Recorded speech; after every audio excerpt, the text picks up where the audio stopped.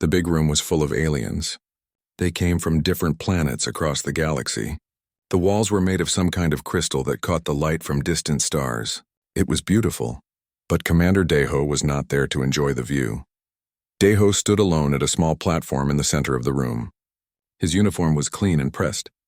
His face showed nothing, no fear, no anger, nothing. He had learned long ago that showing emotion in front of aliens was a mistake. Around him, hundreds of alien creatures whispered to each other. Some had scales. Some had fur. Some looked like they were made of light itself. They all stared at him. The human. The one who dared to say no to the most powerful empire in the galaxy. A creature rose from its seat. It was tall and moved like a snake. Its scales changed colors as it moved, showing patterns of light that ran up and down its body. This was Kalthor, the supreme strategist of the Vrexian Empire. He was famous across 1,000 worlds for never losing a war. Kalthor looked down at Deho. When he spoke, his voice came through a machine that turned his words into human language. The voice was cold and full of confidence. Commander Deho of Earth, your people owe us tribute from 17 star systems. You were supposed to pay us with resources from those worlds, food, metals, energy. But you come here with nothing. Your ships are empty. Why should we not simply take what we want? Deho said nothing. He just waited. He knew what was coming next. Kalthor touched a control on his seat. Suddenly images filled the air around Deho. On one side he could see the military power of the Vrexian Empire, 3 million warships, 75,000 space stations with weapons, billions of soldiers ready to fight. The numbers were so big they were hard to understand. On the other side was Earth's military. 1,200 ships, 4 million soldiers spread across 17 planets. It looked like nothing compared to the Vrexian forces. It was like comparing a drop of water to an ocean. Look at these numbers, human, Kalthor said. His scales were now bright red, showing his excitement. You cannot win. It is impossible. Math does not lie. Your species controls 17 worlds. We control 9,000 worlds. Your fleet is so small we would not even notice if it disappeared.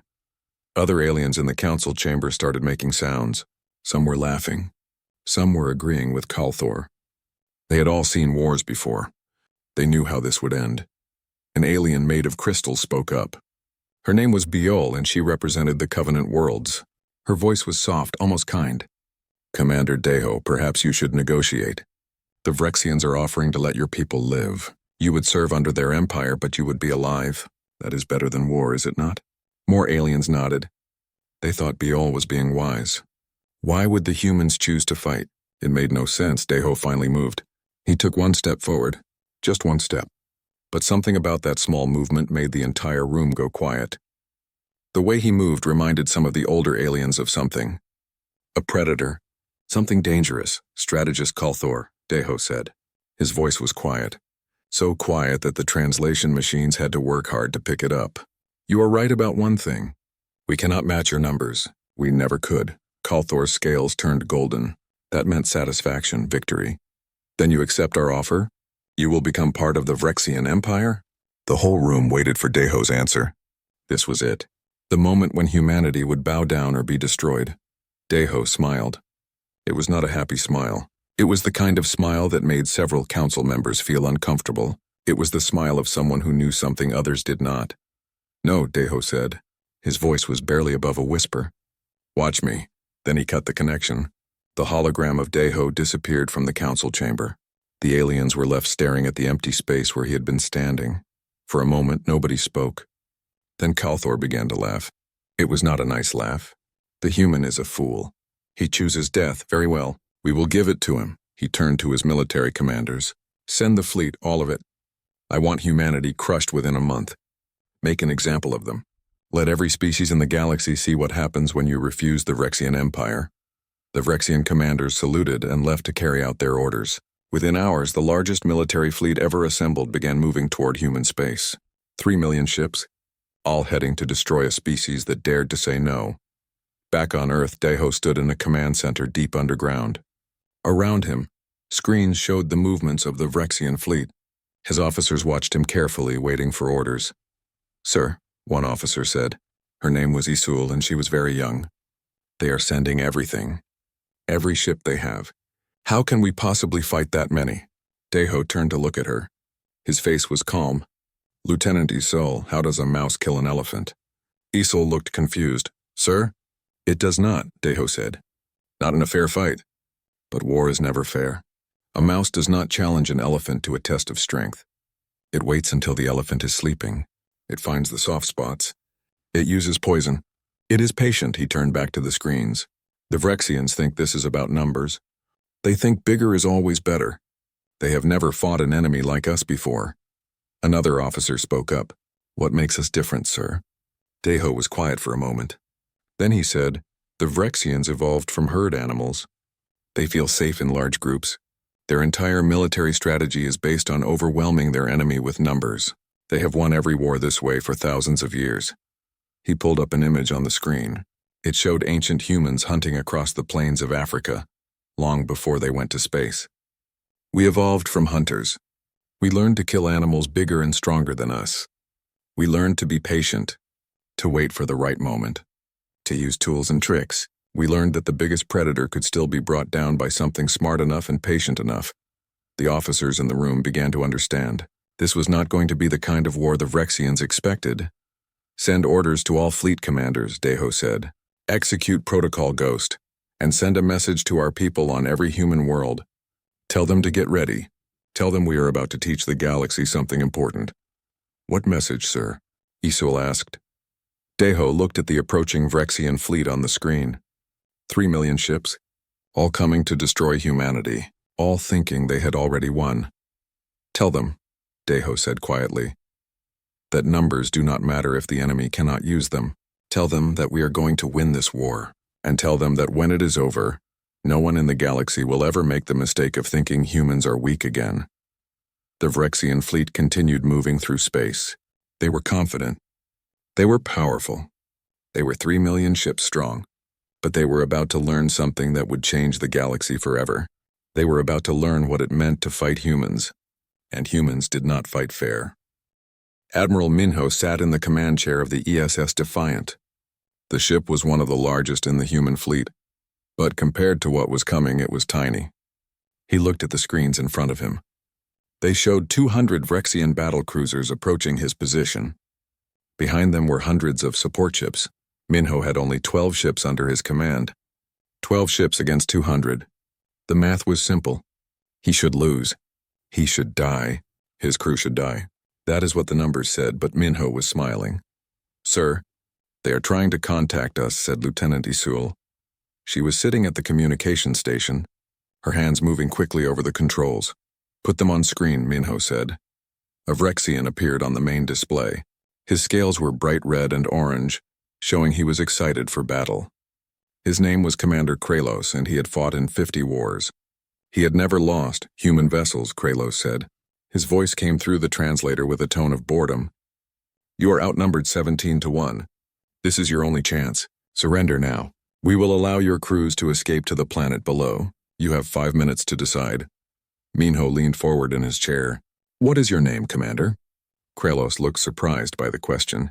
I am Fleet Commander Kralos of the Vrexian Imperial Navy. Why do you ask?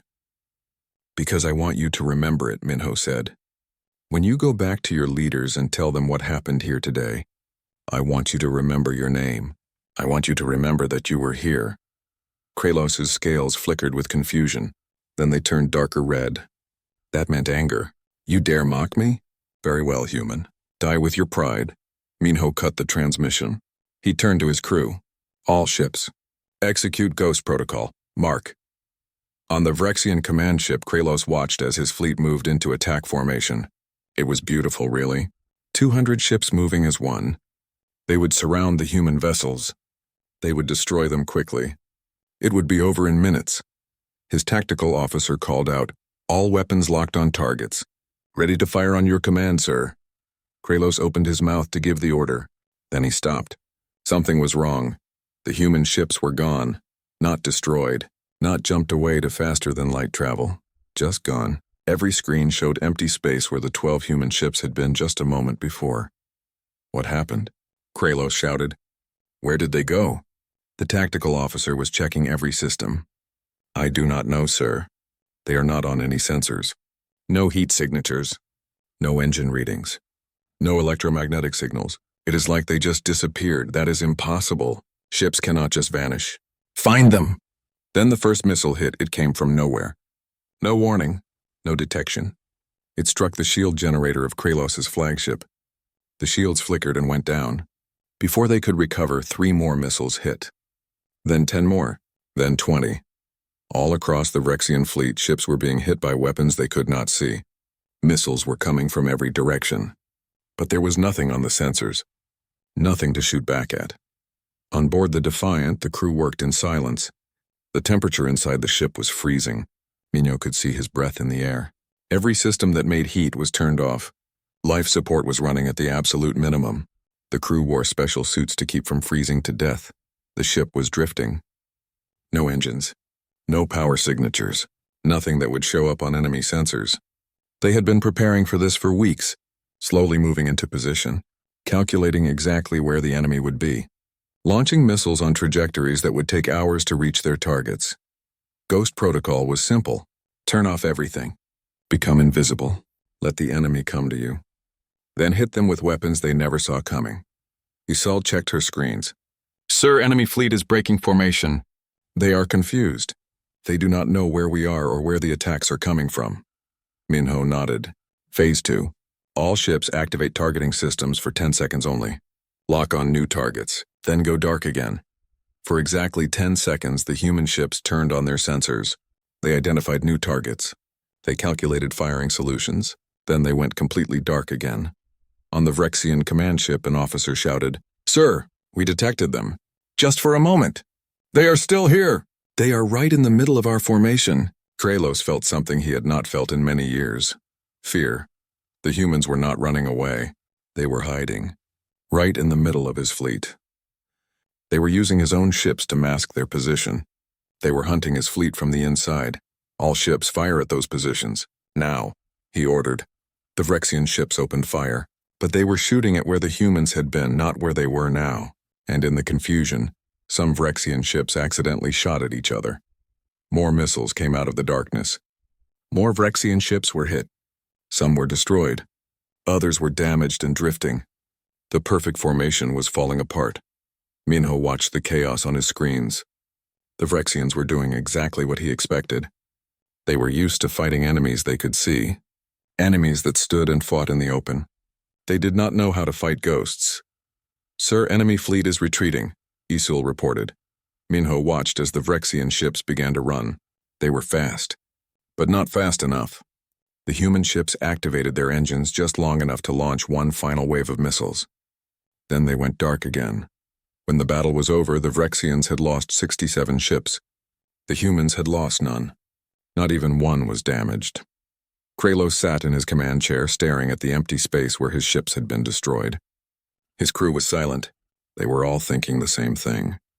How was this possible? He had to report this to Supreme Strategist Kalthor. He had to tell him that they had lost. But how could he explain it? How could he tell them that the humans had been there the whole time? Invisible, striking from the darkness. On the Defiant, the crew began turning the heat back on. The ship was still dark, still drifting, but they had won. Against 17-1 odds, they had won. One of the younger officers spoke up. Sir, how did you know it would work? How did you know they would not find us? Minho stood up and stretched. His body ached from sitting in the cold for so long. The Vrexians rely on their sensors. They trust their technology. They think if their machines cannot see something, it must not be there. He walked to the main screen and looked at the stars. Humans learned to hunt in the dark long before we had technology. We learned to be patient, to wait, to strike when the enemy does not expect it. The Vrexians have been in space for thousands of years, but they forgot something important. What is that, sir? The officer asked. Minho smiled. Sometimes the best weapon is not the one with the most power. It is the one your enemy never sees coming. Numbers do not matter if you cannot use them. And you cannot use them if you cannot find your target. He turned back to his crew. Get ready! This was just the first battle. The Vrexians will learn from this. They will adapt. But so will we. And we have been adapting for a lot longer than they have. Across human space, other battles were happening. Other human commanders were using similar tactics. The Vrexians were learning that fighting humans was not like fighting anyone else. The rules they knew did not apply. The strategies that always worked were useless, and in the Vrexian Empire, Supreme Strategist Kalthor was receiving reports from dozens of battles. Reports that all said the same thing. The humans were winning. Against impossible odds, they were winning, and no one could understand how. Supreme Strategist Kalthor stood in his war room. The room was massive, with walls made of screens showing maps of thousands of star systems. Right now, all those screens showed one thing: defeat 3 months. It had only been 3 months since the war started. In that time, the Vrexian Empire had lost over 400 ships. 16,000 soldiers were dead. Dozens of battles had been fought across human space. The humans, they had lost 37 ships. 800 soldiers. That was all. Kalthor stared at the numbers. They made no sense. The Vrexian Empire still had 3,000 ships for every human ship. They still had millions of soldiers. They should be winning. The math said they should be winning, but they were not. "This is impossible," he said to Commander Terry, his chief advisor. "We outnumber them 3,000 to 1. How can they be winning?" Terry was a smaller Vrexian but very smart. She had studied war for her entire life. She brought up reports from different battles on the screens around them. "Supreme Strategist, they do not fight like anyone else in the galaxy. Look at these battles. Everyone is different. Everyone uses a strategy we have never seen before." Kalthor looked at the first battle report. It was from Kepler Station. The Vrexian fleet had arrived to take the station. They expected a fight. Instead, they found millions of small mines floating in space. Each mine was tiny, too small to detect easily, but together they created a field of death. The Vrexian fleet had flown right into it. 50 ships destroyed. "The mines were planted weeks before we arrived," Terry explained. "The humans knew we were coming. They prepared the trap and waited." The next report was from Novara Colony. The Vrexians had attacked the planet. There was a defensive grid around it, weapons and shields that should have been easy to destroy. The Vrexian fleet moved into attack. Then the entire grid activated at once. But it was not shooting weapons. It was releasing an electromagnetic pulse, a massive wave of energy that destroyed every electronic system in range. Every Vrexian ship in orbit was dead in space within seconds. Their crews suffocated when life support stopped working. The humans had evacuated the planet weeks before. Terry said, "The defensive grid was fake. It was a trap. The whole planet was a trap." Kalthor felt his scales turning cold colors. That meant fear. He had not felt fear in a very long time. The third report was even worse. 3 Vrexian fleets had been sent to the Arcturus sector. The humans had somehow broken into their communication systems. They had sent false orders, fake intelligence reports, and misleading information. The 3 fleets had all gone to the same place, thinking they were going to trap a human fleet. Instead, they had been led to a dying star. The gravity was so strong that it pulled all 3 fleets in before they realized what was happening. The ships were crushed like insects. "Over 200 ships," Terry said quietly. "Lost because we trusted our own communications. The humans had been inside our systems for weeks, maybe months. We never knew." Kalthor sat down. His legs felt weak. "They are not fighting a war. They are hunting us. Like we are animals." Terry nodded. "Yes, Supreme Strategist. That is exactly what they are doing. I have studied human history. I think I understand now." She brought up images on the screen. They showed Earth long ago, before humans went to space. The images showed early humans hunting large animals across plains and forests. "Humans evolved as hunters," Terry explained. "Not just any hunters, persistence hunters. They would chase animals for days until the animal was too tired to run anymore. They learned to track, to predict where their prey would go, to use tools and weapons, to work in small groups against much larger enemies." She changed the image to show more of human history, wars between human nations. When they started fighting each other, they used the same methods: ambush, deception, guerrilla warfare. They did not always meet their enemies in open battle. They struck from hiding. They destroyed supply lines. They made their enemies afraid. Kalthor looked at his own species' history. The Vrexians had evolved from herd animals, animals that stayed together in large groups for safety. Their military tactics reflected this. Overwhelming force, large formations, strength in numbers. "We have conquered 9,000 worlds using our numbers," he said. "It has always worked before." "Because everyone else in the galaxy fights like we do," Terry said. They line up their fleets. They fight in the open. They follow the rules of war that everyone knows. But humans do not care about those rules. They only care about winning. Calthor stood up. His scales were now bright red. Anger. Then we will give them so many targets that they cannot hide. We will increase our forces in every system, triple our numbers. They cannot use tricks and traps if we are everywhere at once. Terry's scales flickered with worry. Supreme Strategist, if we concentrate our combat forces, our supply lines will be exposed. We will have fewer ships protecting our resources. Then defend them. Use our numbers. That is what we do. Terry bowed her head. Yes, Supreme Strategist. Orders went out to every Vrexian fleet. Concentrate forces. Triple the number of ships in every combat zone. Overwhelm the humans with sheer numbers. Make it impossible for them to hide. On Earth, Commander Deho received the intelligence reports. He read them carefully. Then he smiled. They are doing exactly what I expected, he said to his staff. Calthor is increasing his combat forces, which means his supply lines are weaker. Major Jiwan, one of his best special operations commanders, spoke up. Sir, are we moving to Phase 2? Deho nodded. Yes, the Vrexians think this is about fighting battles, about destroying ships and killing soldiers. They still do not understand. This war was never about battles. What is it about, sir? Asked a younger officer. Deho stood and walked to a large map showing Vrexian space. Red lines showed their supply routes. Blue dots showed their resource centers. Green markers showed their fuel depots and food storage facilities. An army cannot fight without supplies, Deho said. Ships need fuel. Soldiers need food. Weapons need ammunition.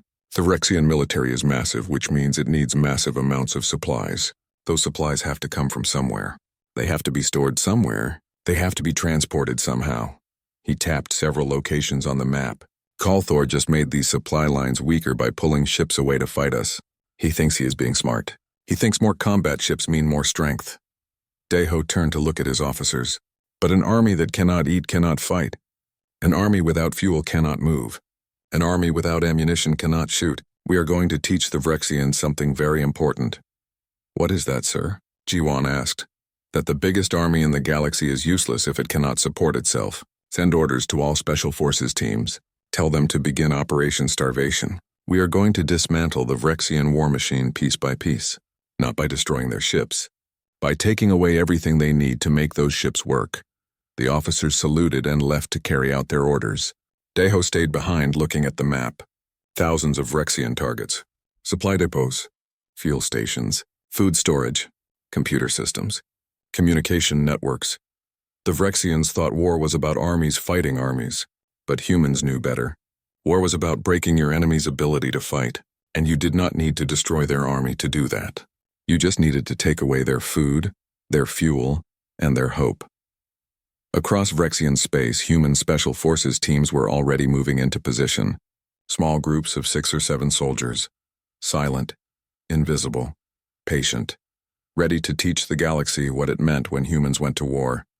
Calthor did not know it yet, but he had already lost. He just did not realize it. The humans had been preparing for this moment since the war started. They had mapped every supply line, identified every weak point, planned every sabotage. Now they were going to execute that plan.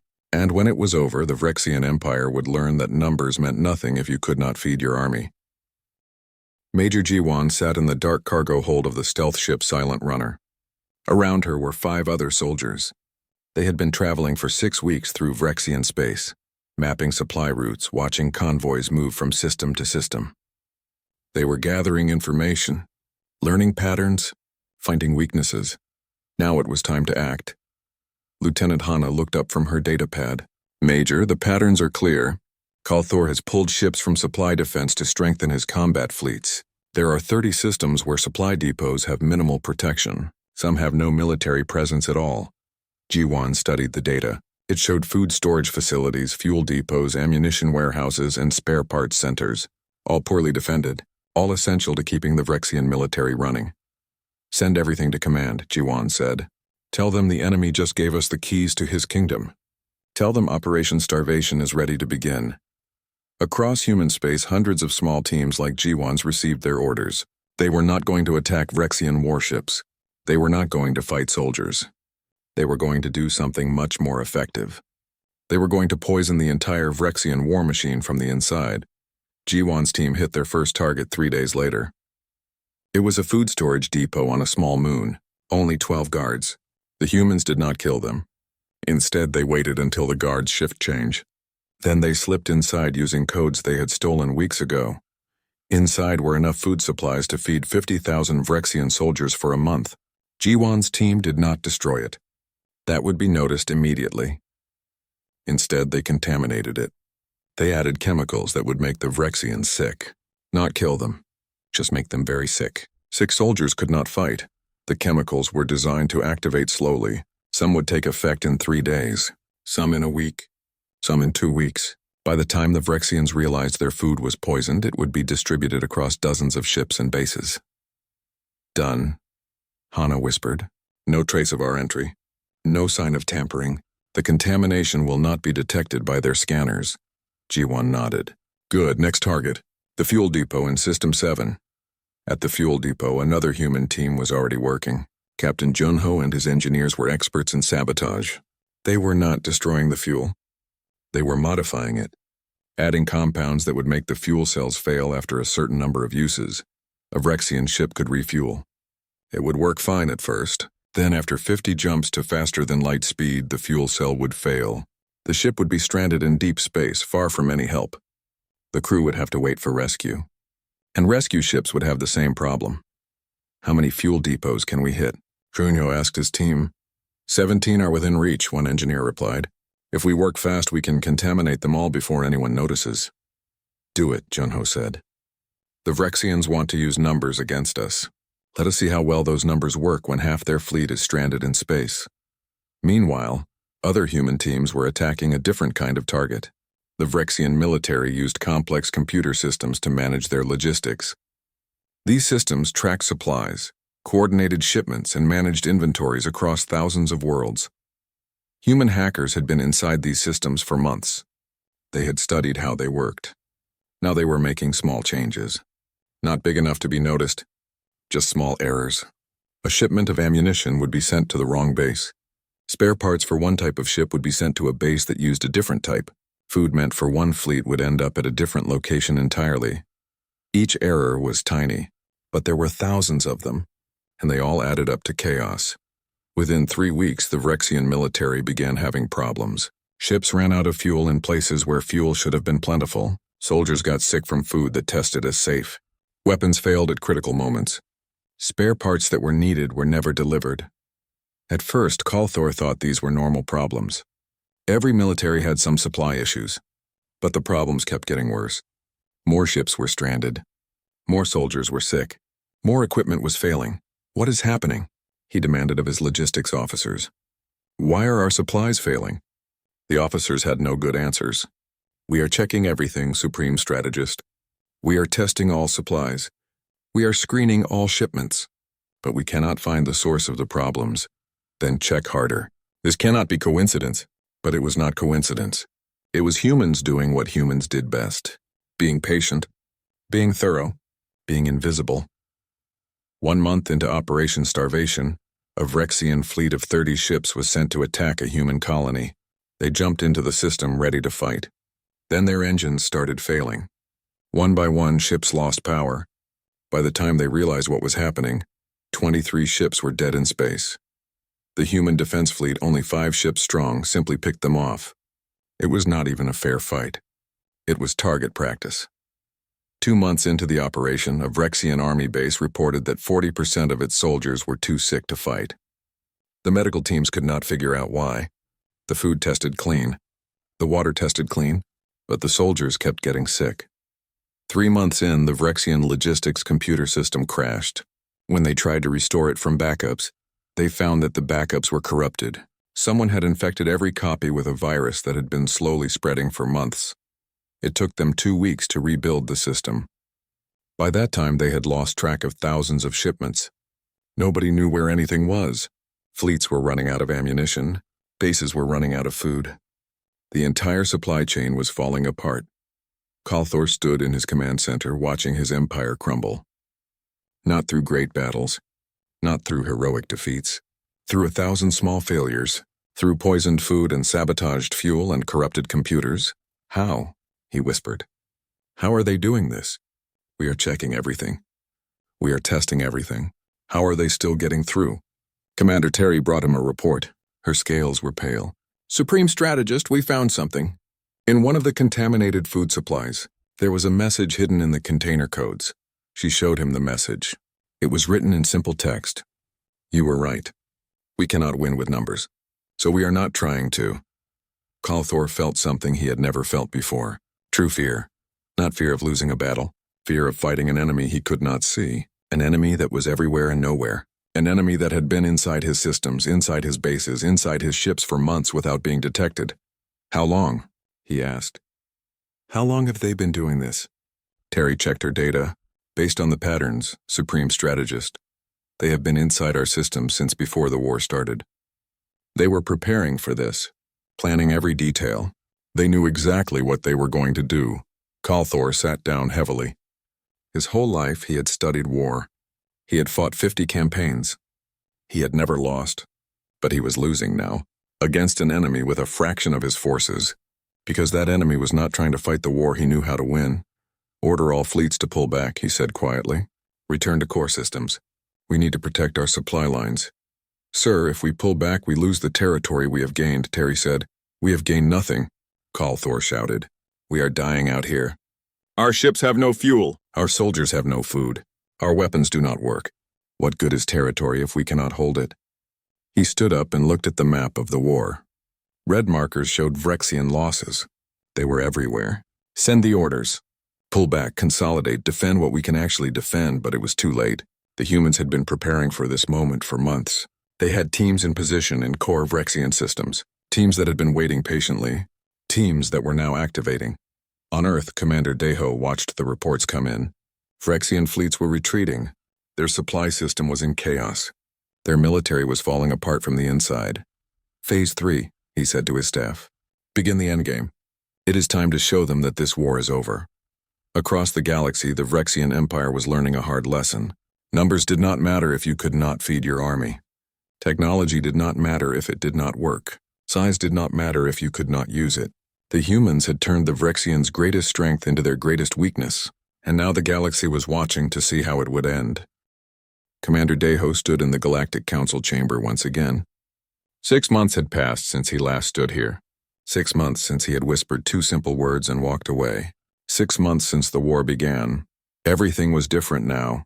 This time Deho was not standing at the small platform for defendants. He stood in the center of the chamber, surrounded by holographic displays. The displays showed the current state of the war. The numbers told a story that no one in the galaxy had thought possible. The Vrexian Empire had lost 3,000 ships. Their logistics network was destroyed. 27 of their most important worlds were under quarantine because of contaminated supplies. Their military, once the largest and most feared in the galaxy, was barely functioning. Human losses: 146 ships, 11,000 soldiers. Against an empire 3,000 times their size, humanity was winning. Not just winning, dominating. The council chamber was silent. Hundreds of alien representatives from across the galaxy stared at the numbers. Some of them were scared. If humans could do this to the Vrexian Empire, what could they do to anyone else? Supreme Strategist Calthor stood slowly. He looked old now. His scales were dull and gray. The proud colors he had shown 6 months ago were gone. He looked like someone who had been defeated in every way possible. The Vrexian Empire, he said, his voice quiet and weak, formally requests mediation in our conflict with the Terran Alliance. We acknowledge that continued warfare serves no purpose. We ask the Council to help us find peace. Representative Bayal, the crystalline alien who had suggested negotiation 6 months ago, turned to Deho. Her voice was careful, respectful. Commander Deho, will humanity accept peace talks? Deho looked at Calthor for a long moment. He said nothing. The silence stretched. Everyone in the chamber waited to hear what the human would say. Finally, Deho spoke. His voice was calm and clear. 6 months ago, Supreme Strategist Calthor stood in this chamber and told me that we could not win without numbers. He showed me the size of his military. 3 million ships, billions of soldiers, 9,000 worlds. He said it was impossible for us to win. Deho walked slowly around the chamber, looking at the various alien representatives. He was right, in a way. We could never match his numbers. We never tried to, because we understood something that the Vrexian Empire did not. He stopped and pointed to the holographic displays. Numbers do not win wars. Strategy wins wars. Adaptability wins wars. Understanding your enemy wins wars. The Vrexian Empire wanted to crush us with overwhelming force, so we made force irrelevant. Deho looked directly at Kalthor. You wanted to intimidate us with your massive fleets, so we made your fleets blind. You wanted to starve us into submission, so we poisoned your entire supply chain. You thought you could win because you were bigger, but we showed you that bigger means nothing if you cannot use it. He walked closer to where Kalthor stood. The Vrexian strategist looked away, unable to meet his eyes. Do you know what you were fighting, Supreme Strategist? You were not fighting an empire. You were fighting hunters. Humans have spent millions of years learning to kill prey that was bigger, stronger, and faster than us. We learned patience. We learned to adapt. We learned that the biggest predator in any forest can still be killed by something it never sees coming. Deho turned to address the entire council. His voice grew stronger. I want everyone in this chamber to understand something. Humanity did not want this war. We do not want to conquer your worlds. We do not want to build an empire. We just want to be left alone. We want to live in peace on our 17 worlds. He paused, then continued. But if anyone else in this galaxy thinks they can take from us what we are not willing to give, if anyone thinks they can force us to bow down, if anyone believes that our small numbers make us weak, then I invite them to try. I invite them to learn the same lesson the Vrexian Empire just learned. The chamber was absolutely silent. Even the translation machine seemed to pause, as if they too were absorbing the weight of his words. As for peace talks, Deho said, humanity has conditions. The Vrexian Empire will withdraw from all 17 disputed systems immediately. They will pay reparations for the resources they tried to steal from us. And most importantly, they will formally acknowledge before this council, and before the entire galaxy, that humanity is not to be threatened or attacked. He looked at Kalthor. Do you accept these terms?